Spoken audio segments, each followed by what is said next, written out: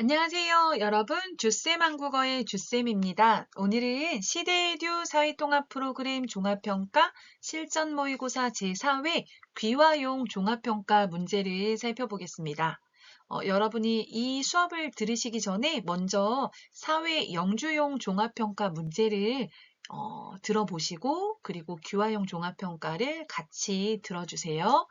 귀화용 종합평가에도 영주용 부분 또 1단계부터 4단계까지 한국어 부분 문제가 출제가 돼요. 그래서 이 영상 앞에 있는 영주용 종합평가 문제도 같이 들어주세요. 자, 1번 보기의 내용 중 사회보험을 모두 고른 것은 보기 기억 건강보험, 니은 고용보험, 디귿 의료급여제도, 리을 산업재해보상보험, 미음 국민기초생활보장제도. 자, 사회보험을 고르세요 했습니다. 사회보험 하면 한국의 복지제도 중에서 한 가지를 말하는 거죠. 복지제도 하면 크게 두 가지가 있습니다. 한국의 복지제도 하면 사회보험이 있고요. 또 하나는 공공부조가 있죠. 공공부조와 사회보험 두 가지로 볼 수가 있는데요. 사회보험은 모든 국민이 가입 대상이에요. 그래서 전 국민 가입 대상으로 이제 회사를 다니시는 분들이 보통 가입을 해요. 그래서 우리가 회사에서 4대 보험이라고 얘기하는데요. 네 가지가 있죠. 뭐뭐 있나요? 자, 여기서 보시면 기억의 건강보험, 니은의 고용보험, 리을의 산업재해 보상보험이 있고요. 여기에 하나 더 뭐가 있죠? 네, 국민연금이 있습니다. 국민연금까지 있죠. 자, 일단 답을 찾아보면 기억, 니은, 리을이니까 2번이 되겠네요. 그러면 잠깐 설명을 해볼까요? 건강보험은 아파서 병원에 갈 때 병원비를 일부 국가에서 지원을 해줘요. 그쵸? 그래서 건강보험이고요. 고용보험은 일하다가 이제 비자발적인 사유로 해고당했을 때, 보통 해고를 말하는데요. 나는 회사에 계속 다니고 싶은데 회사에서 그만두세요 해서 그만두는 경우에 다시 직장에 취직할 때까지 실업급여를 받을 수 있도록 하고 있습니다. 그래서 생활비를 지원해준다 이렇게 기억하시면 되겠고요. 산업재해보상보험은 회사에서 일하다가 다쳤을 때 병원비를 지원해주는 거죠. 일하다가 다쳤을 때 지원받을 수가 있습니다. 그리고 국민연금은 이제 나이가 되어서 정년 퇴임을 하는 거죠. 정년 퇴직을 해요. 은퇴 후에 생활비가 필요한데요. 은퇴한 후에 생활비를 지원해 주는 것을 국민연금이라고 합니다. 그래서 건강보험, 고용보험, 산업재해보상보험, 국민연금까지 해서 사회보험이라고 하고요. 모든 국민이 가입을 해야 하고 보험료를 내도록 하고 있습니다. 보험료를 내야 하고 전 국민 가입 대상이다. 이렇게 기억하시면 되겠습니다. 자, 이와 반대로 경제적으로 어려운 사람들을 국가에서 전적으로 도와주는 제도가 있어요. 이 복지제도를 공공부조라고 하는데요. 공공부조는 크게 두 가지가 있습니다. 공공부조의 첫 번째는 여기 나오는 국민기초생활보장제도가 있고요. 의료급여제도가 있는데요. 이 두 가지를 공공부조라고 하죠. 그래서 경제적으로 어려운 사람들이 최소한의 인간다운 삶을 살 수 있도록 최저생활을 보장해 주는 거예요. 그래서 국민기초생활보장제도는 생활비를 지원하고요. 그리고 의료급여제도는 아파서 병원에 못 가면 안 되니까 병원비를 지원해 주고 있습니다. 자, 공공부조는 보험료가 없어요. 국가에서 경제적으로 어려운 저소득층을 대상으로 해서 이 저소득층이 생활할 수 있도록 생활비를 지원하고 아프면 병원에 가서 마음대로 치료받을 수 있도록 도와주는 거죠. 그래서 여러분 복지제도 하면 공공부조, 사회보험 이렇게 보시면 되겠고요. 뭐 여기에다가 또 사회복지 서비스라고 해서 돈이 아니라 뭐 상담을 해주거나 교육을 해주거나 어떤 것들을 지원해주는 복지 서비스까지 이제 기억을 하면 더 좋을 것 같습니다. 자, 2번 보기의 내용과 가장 관계가 깊은 것은 보기 1987년 민주화를 요구하는 시위. 국민의 요구를 받아들여 6.29 민주화 선언 발표. 자, 보기에서 말하고 있는 것은 6월 민주항쟁이에요. 그래서 6월 민주항쟁과 관련이 깊은 것을 고르시면 되겠습니다. 6월 항쟁 또는 6월 민주항쟁 이렇게 말하는데요. 자, 1, 2, 3, 4 한번 볼까요? 1번 초대 대통령의 부정선거. 2번 비상계엄을 전국적으로 확대. 3번 국민의 직접 선거로 대통령 선출. 4번 대통령의 권한을 강화하는 유신 제재. 자, 6월 민주항쟁과 관계가 있는 것은 국민이 대통령을 직접 선거할 수 있도록 대통령 직선제가 받아들여져서 1987년에 이제 헌법을 개정을 해요. 헌법을 개정을 했는데 이 헌법을 개정해서 어떻게 되냐면 대통령을 국민이 직접 뽑게 됩니다. 그래서 대통령 직선제가 마련이 되고요. 그리고 이때부터 한국에서는 이제 대통령을 5년 동안 한 번만 하도록 하는 5년 단임제가 이제 만들어졌습니다. 5년 단임제가 생겼고요. 그리고 여러분 그 5단계에서 헌법재판소 공부하셨잖아요. 그래서 헌법재판소 설치가 이 헌법 개정을 통해서 이제 헌법재판소가 설치가 되게 됩니다. 그래서 이 헌법 개정을 통해 헌법재판소가 설치되었다. 이렇게 기억하시면 좋겠습니다. 기억할 수 있겠죠? 자, 그래서 국민이 직접 선거로 대통령을 선출했다 보시면 되겠고요. 자, 1번 초대 대통령의 부정선거는 그 3.15 부정선거를 말하는 거죠. 이 부정선거는 이승만 대통령 때 있었습니다. 그래서 이것이 원인이 되어서 4.19 혁명이 일어났었죠. 그리고 결과적으로 이승만 대통령이 이제 대통령에서 물러나게 되었죠. 그래서 4.19 혁명으로 기억하시면 되겠고요. 자, 비상계엄을 전국적으로 확대한 것은 언제냐면요. 박정희 대통령이 사망한 이후에 군인들이 정권을 잡고 정치를 했어요. 그래서 이제 군인들의 그 정치에 대한 반대 시위가 각지에서 일어났었는데 이때 군인들이 이제 모든 정치 활동을 금지하고 시위를 강력하게 진압하면서 비상계엄을 이제 확대를 했었습니다. 그래서 5.18 민주화 운동과 관계가 있다. 이렇게 기억하시면 좋을 것 같아요. 그래서 군인 정치가 이루어지면서 비상계엄이 확대가 되었었고요. 자, 4번 대통령의 권한을 강화하는 유신 체제는 박정희 대통령과 관계가 있습니다. 그래서 여기서는 3번에 국민의 직접 선거로 대통령을 선출한다. 이게 정답이 되겠습니다. 자, 3번 보기의 인물에게 공통적으로 해당하는 것은 보기 반기문, 이종욱, 김종양, 이회성. 1번 독립운동을 한 한국인, 2번 해외 봉사를 하는 한국인, 3번 해외에서 사업하는 한국인, 4번 국제기구에서 활약하는 한국인. 공통적으로는 모두 해당하는 걸 찾는 거예요. 답은 4번에 국제기구에서 활약하는 한국인입니다. 반기문 씨는 UN 사무총장으로 일했어요. 국제연합의 UN의 사무총장으로 일했고요.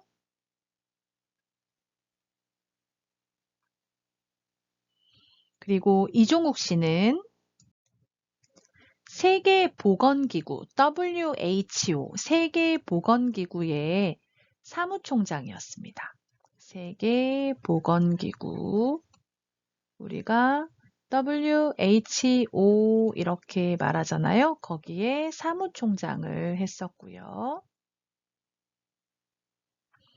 김종양 씨는 인터폴 총재를 지냈습니다.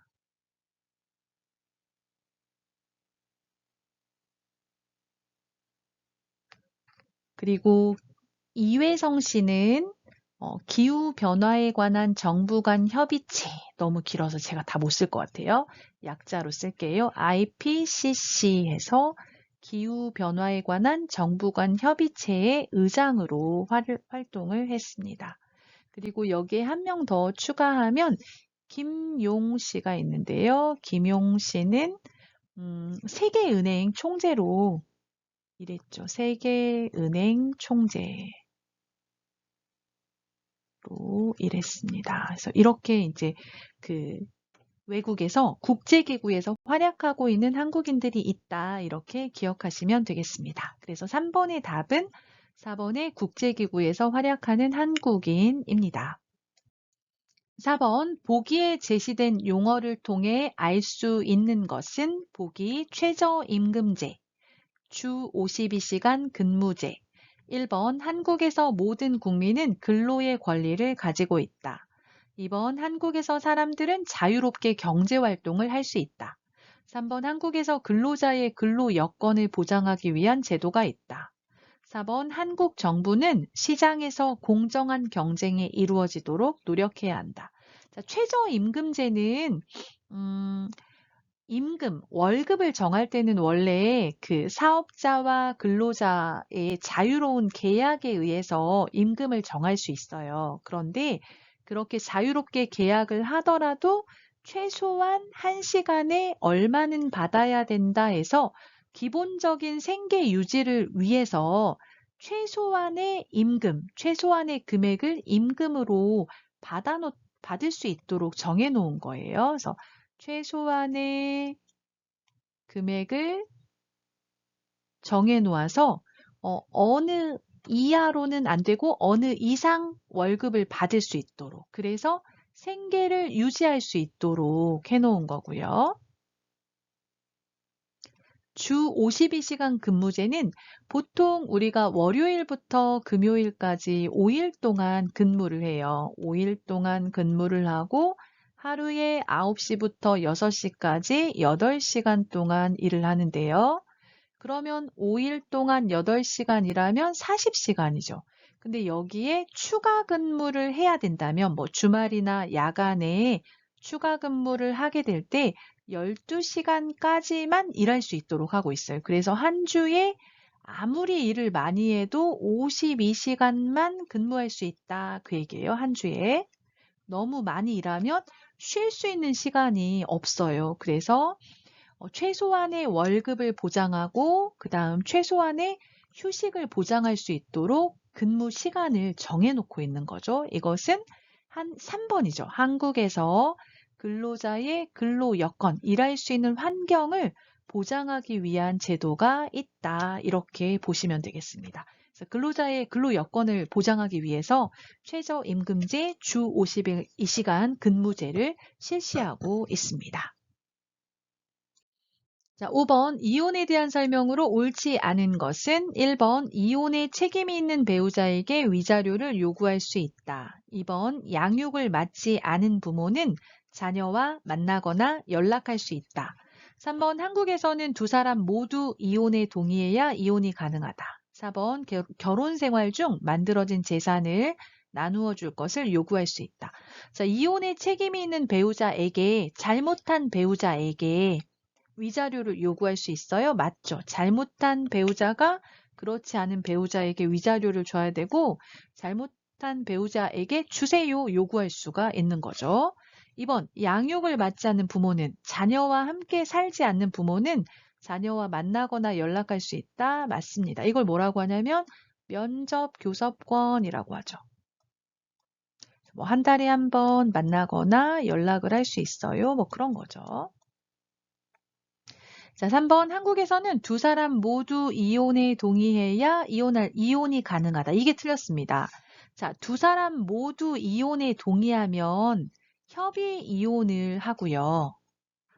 한 사람은 이혼하고 싶은데 다른 사람은 이혼하고 싶지 않아요. 한 사람만 원하는 경우에는 재판상 이혼을 할 수가 있습니다. 그래서 이혼의 종류가 두 가지가 있는 거죠. 협의 이혼은 둘 다 원할 때, 둘 다 이혼을 원할 때고 재판상 이혼은 한 명만 이혼하고 싶어요. 다른 한 명은 이혼하고 싶지 않아요. 그러면 가정법원에 재판을 신청해서 이혼을 할 수가 있습니다. 그래서 3번이 틀렸어요. 한국에서 두 사람 모두 이혼에 동의해야 필수 조건이 아니죠. 이혼이 가능하다? 그건 아니고 한 명만 이혼을 원해도 재판으로 이혼할 수 있다. 이렇게 기억하시면 되겠습니다. 그 다음 4번 결혼 생활 중 만들어진 재산. 이거는 부부가 함께 만든 재산이에요. 함께 노력해서 만든 재산이에요. 이런 재산은 이혼할 때 나누어 주세요 하고 요구할 수 있습니다. 이거를 재산 분할이라고 하죠. 재산 분할. 두 가지를 다 인정하고 있어요. 예를 들어서 부부가 함께 살면서 나만의 재산, 나의 재산을 가질 수 있어요. 뭐 결혼하기 전에 내가 돈을 모아서 집을 샀다거나 이런 경우에는 나의 재산이에요. 이럴 때는 이혼을 하더라도 온전히 내 것인 거죠.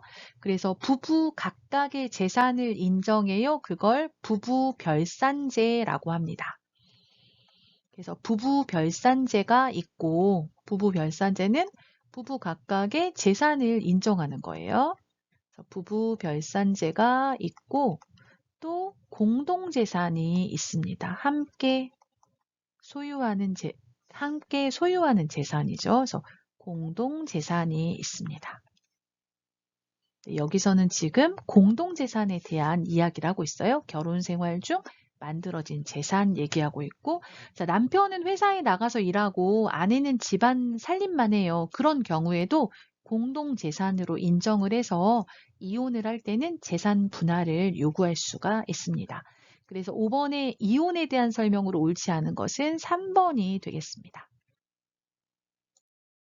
6번 보기에서 설명하고 있는 인물은 보기 남북협상에 참여했다. 대한민국 임시정부의 지도자였다.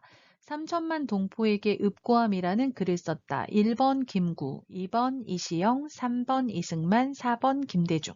자, 남북협상은 뭐냐면요. 1945년 8월 15일에 이제 일본이 연합국의 항복을 선언하면서 한국이 광복을 맞았어요.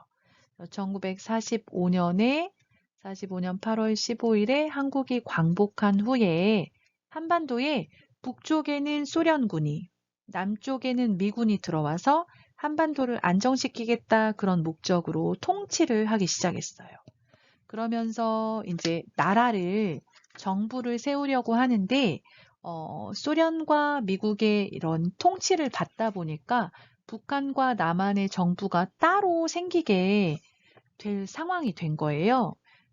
그런데 그렇게 되면 안 된다고 생각해서 이 사람이 그 남한에서만 총선거가 이루어지는 것을 반대하고 북한에 가서 통일 정부를 만들자.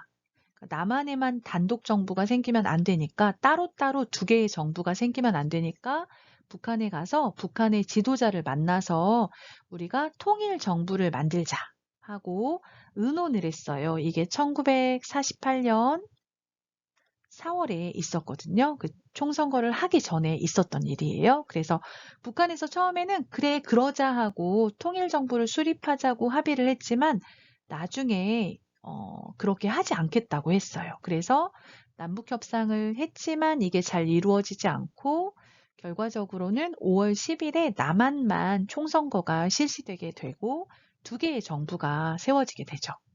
자, 그리고 이 사람은 대한민국 임시정부의 지도자였어요.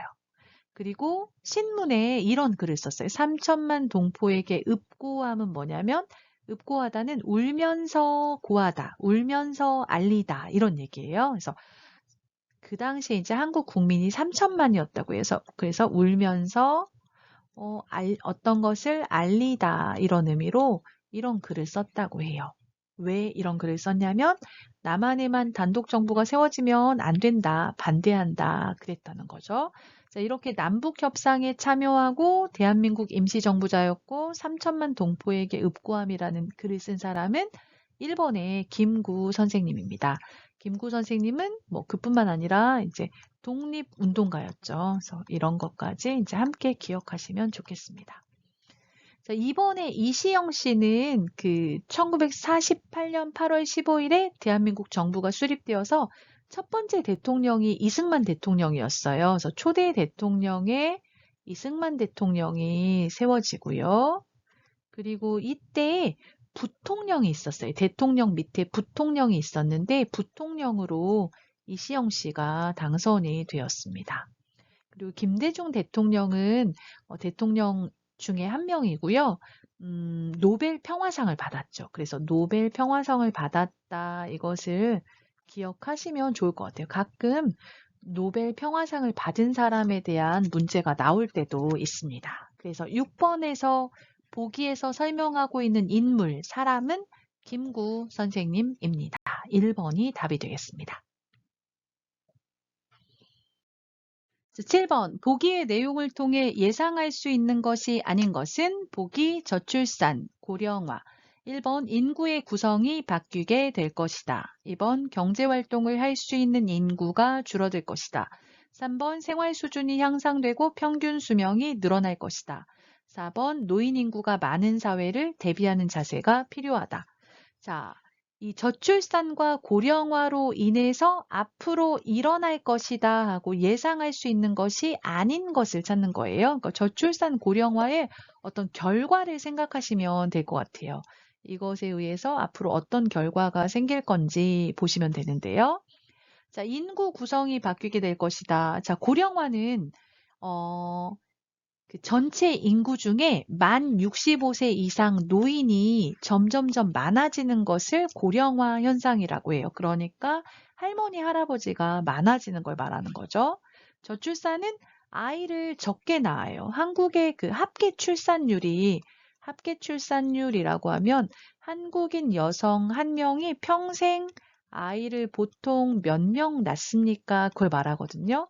합계 출산율이라고 하는데요. 2020년에 합계 출산율이 0.84명이었다고 해요. 그러니까 한 명이 안 되는 거죠. 2020년 기준으로 한 명이 안 돼요. 이건 아이를 점점점 적게 낳는다는 거죠. 자, 아이를 적게 낳으면 지금은 뭐 특별히 문제가 없지만 이게 한 30년 후가 지나면 지금 아이들이 그때는 이제 경제 활동을 하는 어른이 돼요. 그쵸?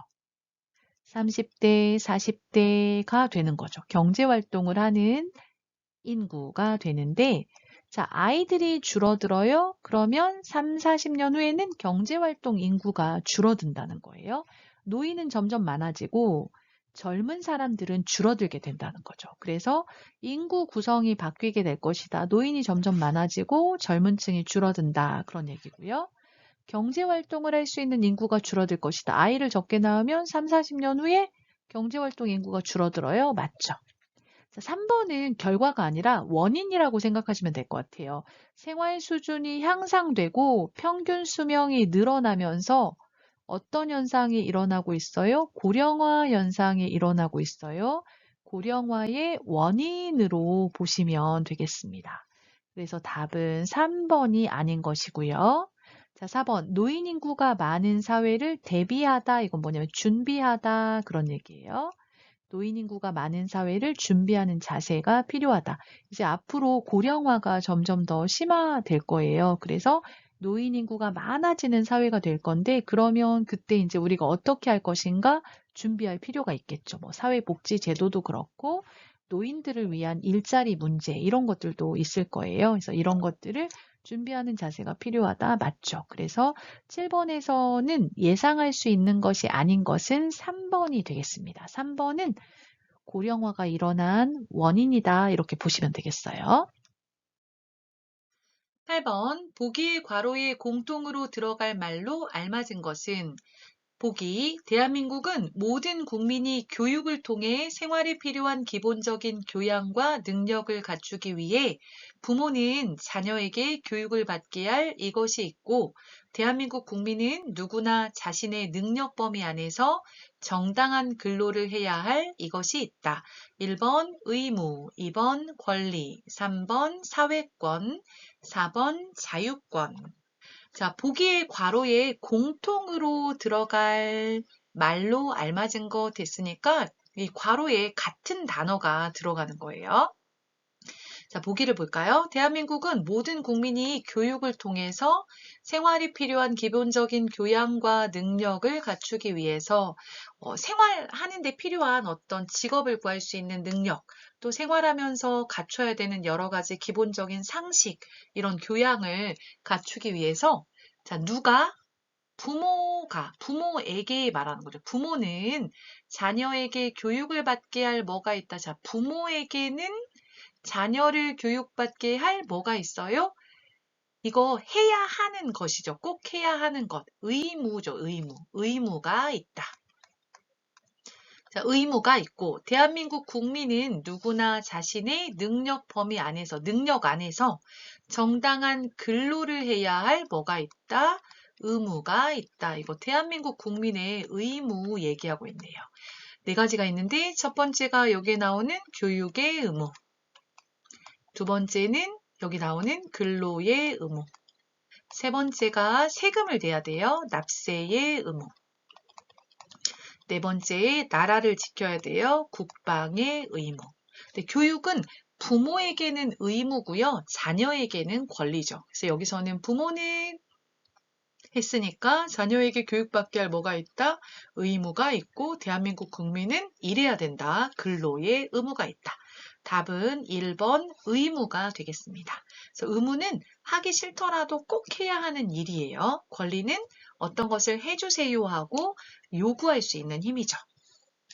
자, 사회권은 이제 교육받을 권리가 사회권에 들어가요. 최저 생활을 보장해주고 복지제도로 저소득층의 최저 생활을 보장해주고 교육을 받을 권리, 그 다음 깨끗한 환경에서 살 권리, 그런 것들이 사회권, 권리이죠, 권리.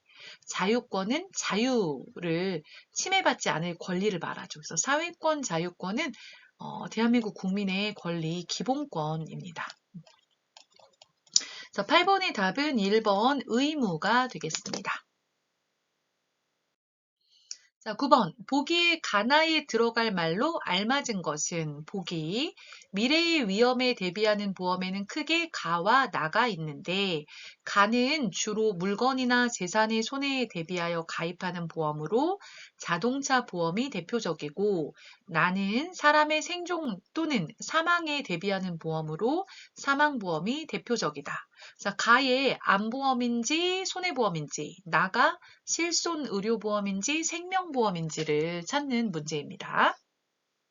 자, 미래의 위험을 대비하는 보험에는 크게 두 가지가 있다. 가와 나가 있다. 가는 뭐예요? 주로 물건이나 재산의 손해에 대비하여 가입하는 보험이다. 자, 물건이나 재산의 손해, 피해에 대비해서 가입하는 것으로 자동차 보험이 대표적이다. 자동차 사고가 나서 자동차가 부서져요. 그럼 그걸 수리해 주는 거죠. 이걸 뭐라고 해요? 손해에 대비하기 때문에 손해보험이라고 합니다. 손해보험. 자, 나는 사람의 생존과 사망에 대비하는 보험으로 사망보험이 대표적이다. 사람이 살고 있어요. 살다가 장애를 입어요. 그런 거나 또는 죽은 후에 유족에게 이제 보험금이 지급이 돼요. 그래서 생존과 사망을 대비하는 보험이다. 이건 뭐예요? 생명보험이죠. 생명보험. 그래서 답은 가의 손해보험, 나의 생명보험 2번이 되겠습니다. 자, 암보험은 암에 걸렸을 때 암 치료비와 보험금을 주는 거고요. 실손의료보험은 병원에 갔다가 이제 약국에 가요. 그럼 병원비, 약국에서 약을 짓는 비용 이런 것들을 이제 보험에서 처리해 주는 거죠. 그걸 실손의료보험이라고 합니다. 그래서 9번의 답은 2번이 되겠습니다.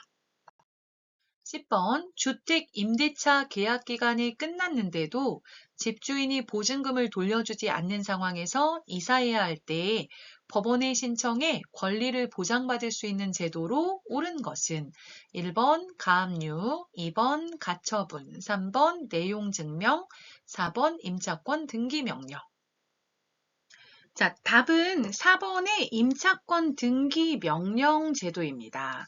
자, 주택 임대차 계약 기간이 끝났어요. 전세나 월세로 살다가 이제 그 계약 기간 2년이 끝나서 이사하려고 해요. 근데 집주인이 보증금을 돌려주지 않았는데 그 상황에서 이사를 해야 돼요. 그럴 때 어떻게 하냐면 임차권 등기 명령을 법원에 신청하면 되는데요. 임차권 등기 명령은 등기부에 이게 등록이 돼서 집주인이 해당 부동산을 처리할 때 보증금을 먼저 돌려받을 수가 있습니다. 그래서 4번의 임차권 등기 명령을 신청하면 되겠습니다. 자, 일본의 가압류는 법원이 나중에 강제 집행을 하기 위해서 재산을 임시로 확보해서 그 집주인이 재산을 팔지 못하도록, 처분하지 못하도록 막는 게 가압류고요. 2번의 가처분은 권리관계 등 보전을 위해서 임시로 처분, 법원에서 그 물건을 처분하는 거죠. 집을 처분해버리는 것을 가처분이라고 합니다. 그래서 돈을 빌려주고 받지 못했을 때 가압류 가처분 같은 것을 신청할 수가 있습니다.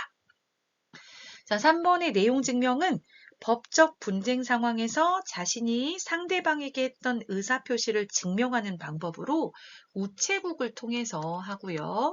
동일한 편지를 우체국을 통해서 하고 동일한 편지를 세부 작성해서 하나는 우체국에, 하나는 나에게, 하나는 상대방에게 이제 보내서 어떤 의사표시를 했는지 그것을 증명해 주는 것입니다. 그걸 내용 증명이라고 하죠. 자, 그래서 10번의 정답은 4번 임차권 등기 명령이 되겠습니다. 오늘은 제4회 귀화용 종합평가 10문제를 같이 살펴보았습니다. 평가 준비에 도움이 되었다면 좋아요와 구독 눌러주시고요. 다음에도 종합평가 관련된 문제 준비해서 여러분을 찾아뵙도록 하겠습니다. 끝까지 들어주셔서 감사합니다.